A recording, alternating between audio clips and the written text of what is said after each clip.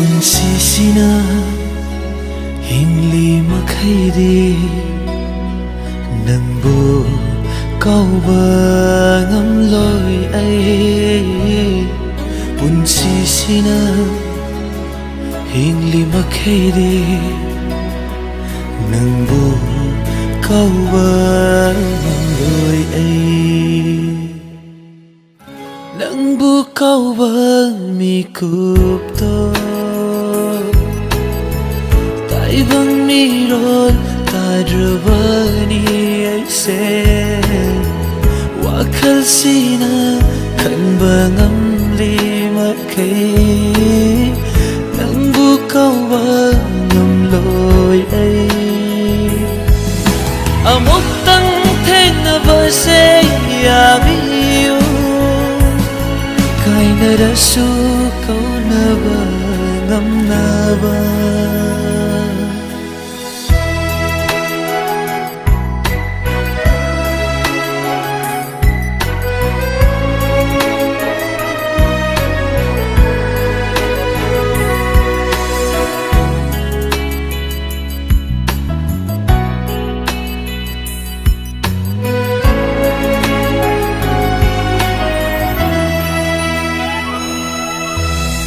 Sikiba kanasu taibangda halakte hinglingay matamda samthuk na hausi amuktang pokpa miyoy mapokni taway tava kanaga hingmino waraw from tiriba ay tamoydo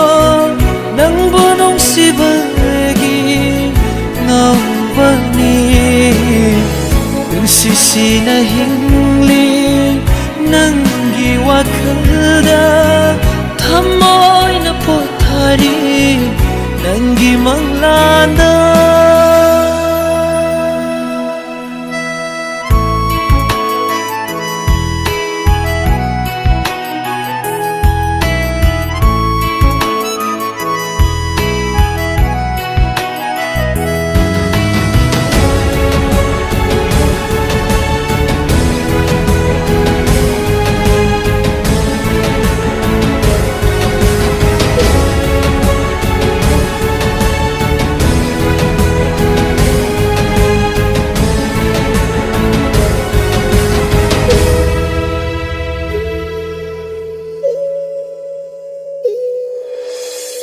laibak thiba thodok amada punsi se khangu thakta loi khraba haining ba wahai hairangda chatlani punsi na thamoigi laman tolani haining ba hainasi apamba khuding man inglingay danang ay taibang sida ay ning bawahi sima hay hallo yazaraginang ay kahinabada nang bukaw bang mikupto ibang miron tadrabani ay se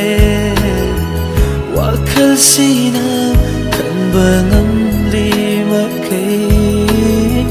nang bukaw bangam loy ay amok tang teng na ba se yabiyo